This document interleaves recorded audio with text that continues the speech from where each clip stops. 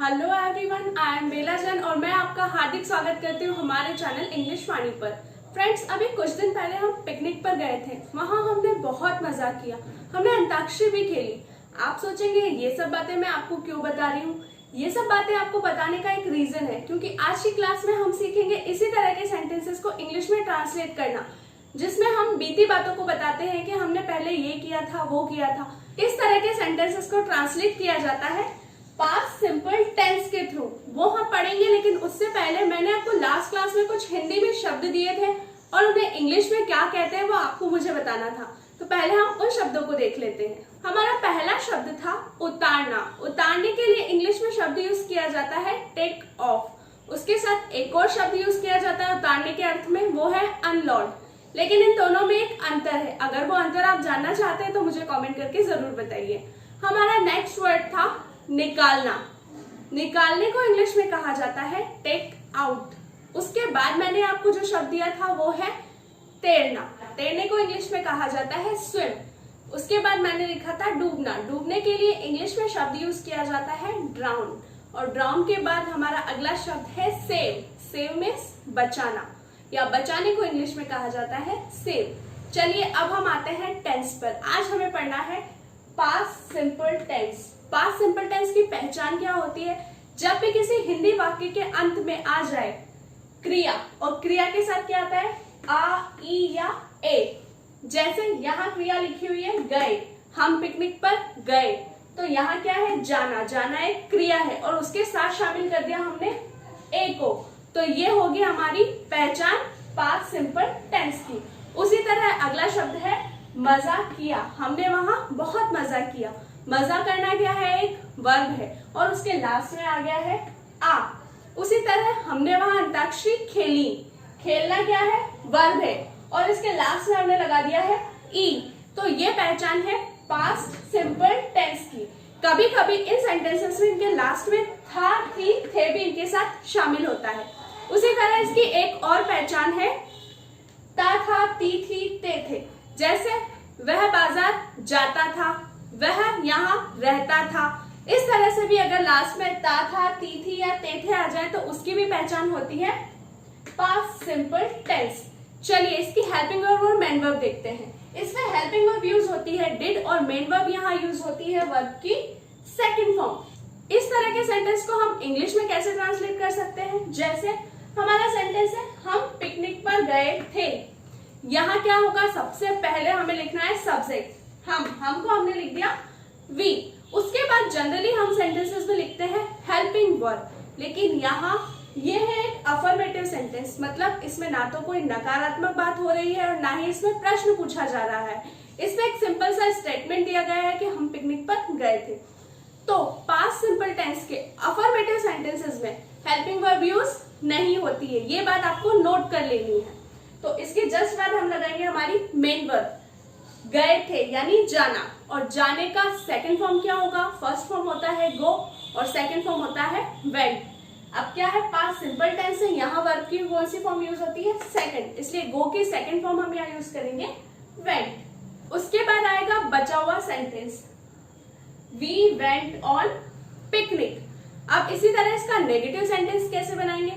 Negative sentence इसका बनेगा हम पिकनिक पर नहीं गए थे। अब जब भी आपको नेगेटिव या इंट्रोगेटिव सेंटेंस बनाना है तो वहां आपको हेल्पिंग वर्ब यूज करनी ही होगी, ये कंपलसरी है हर सेंटेंस में। तो यहाँ हमने सबसे पहले लिख दिया हमारा सब्जेक्ट, उसके बाद हमने लिख दिया हमारी हेल्पिंग वर्ब डिड, देन लगाया है नॉट। ये आपको पता है हमेशा हम हेल्पिंग वर्ब के जस्ट बाद ही लगाते हैं नॉट। फिर आई है हमारी मेन वर्ब। यहाँ आई है मेन वर्ब की फर्स्ट फॉर्म। आप कहेंगे यहाँ तो मेन वर्ब की हमेशा सेकंड फॉर्म यूज होती है। एक्चुअली इन दोनों में दिक्कत क्या है? अफर्मेटिव सेंटेंस में हमने यूज कर लिया वर्ब की सेकंड फॉर्म और यहाँ नेगेटिव में हमने यूज की है हेल्पिंग वर्ब। तो ये जो अफर्मेटिव सेंटेंस है ये बुरा मान गया। इसने बोला कि आप यहाँ नेगेटिव में तो हेल्पिंग वर्ब यूज कर रहे हो, लेकिन मेरे साथ तो आपने हेल्पिंग वर्ब लगाई नहीं। तो हमने इसे समझाने के लिए कहा देख भाई, तेरे साथ हमने यहाँ यूज किया वर्ब की सेकंड फॉर्म, लेकिन इसके साथ हम देंगे वर्ब की फर्स्ट फॉर्म। इससे क्या हुआ? ये भी मान गया कि हाँ चलो मैं तो वर्ब की सेकंड फॉर्म यूज कर रहा हूँ, नेगेटिव और इंट्रोगेटिव में तो क्या हो रही है? वर्ब की फर्स्ट फॉर्म ही यूज हो रही है। तो सिंपल सा मतलब है यहाँ आपको हेल्पिंग वर्ब के बाद यूज करनी है वर्ब की फर्स्ट फॉर्म।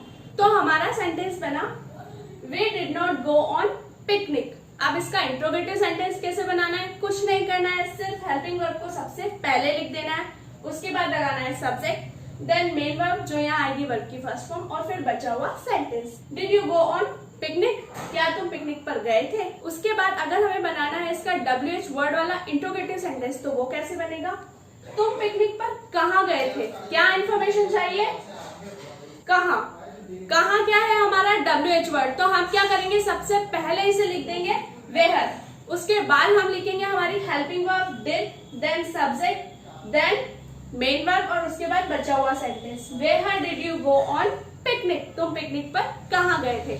आई होप फ्रेंड्स ये टेंस आपको समझ आ गया होगा। अगर इस पूरे टेंस में आपको कहीं भी कोई डाउट है तो आप कमेंट करके पूछ सकते हैं। अब आपको करनी है इसकी प्रैक्टिस।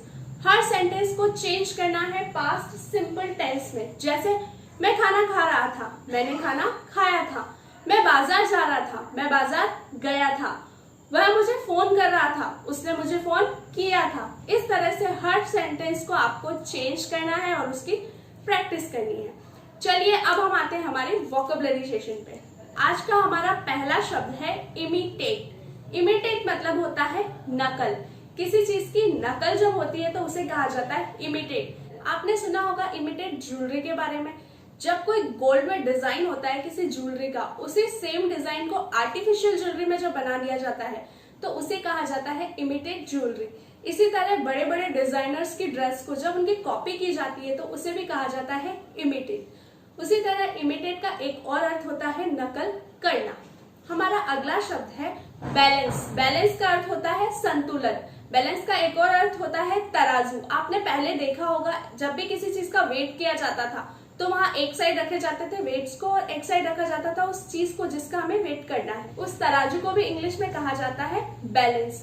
उसी तरह बैलेंस का अर्थ होता है शेष। जब आप अपने प्रॉफिट एंड लॉस अकाउंट बना रहे होते हैं, एक साइड प्रॉफिट ज्यादा हो लॉस कम हो, तो उनका जो डिफरेंस होता है उसे भी कहा जाता है बैलेंस। और चीजों को संतुलित करने के अर्थ में भी शब्द यूज किया जाता है बैलेंस। हमारा नेक्स्ट वर्ड है ग्रिप। ग्रिप मीन्स होता है पकड़। किसी चीज को इस तरह से कसकर पकड़ना मुट्ठी के अंदर, उसे कहा जाता है ग्रिप। आपने बहुत सी बार देखा होगा जो बाइक्स चलाते हैं, बाइकर्स होते हैं, उनके हाथ में इस तरह से एक कपड़ा देखा होगा यहाँ पे, वो होता है हैंडल्स को अच्छे से कस के पकड़ने के लिए। उस कपड़े को भी कहा जाता है ग्रिप। और कसकर पकड़ने के अर्थ में भी शब्द यूज किया जाता है ग्रिप। हमारा अगला शब्द है गेज। गेज का मतलब होता है निगाहें, और गेज का एक और मतलब होता है टकटकी लगाकर देखना या घूरना। उसके बाद हमारा अगला शब्द है हैमर। हैमर का अर्थ होता है हथौड़ा, ये तो आप जानते ही होंगे, लेकिन हथौड़े से किसी चीज को पीटना, उसके लिए भी शब्द यूज किया जाता है हैमर। तो आज की क्लास में हमने सीखे हैं 5 वर्ड्स। पहला है इमिटेट। इमिटेट यानी नकल करना या किसी चीज की नकल। हमारा अगला शब्द था बैलेंस। बैलेंस मतलब संतुलन करना या तराजू। उसके बाद हमारा अगला शब्द था ग्रिप। ग्रिप मतलब कसकर पकड़ना। Then gauge. गेज को कहा जाता है निगाहें या टकटकी लगाकर देखना। और हमारा लास्ट वर्ड था हैमर। हैमर मीन्स हथौड़ा या हथौड़े से पीटना। आई होप फ्रेंड्स आपको ये क्लास पसंद आई होगी। अगर आपको इस क्लास में कहीं भी कोई डाउट है तो आप मुझे कमेंट करके पूछ सकते हैं। इसी तरह हिंदी के कुछ शब्द मैं यहाँ आपको लिख कर दूंगी, उन्हें इंग्लिश में क्या कहते हैं ये आपको मुझे कमेंट बॉक्स में बताना है। ओके फ्रेंड्स, बाय बाय, मिलते हैं नेक्स्ट क्लास में। तब तक डू प्रैक्टिस।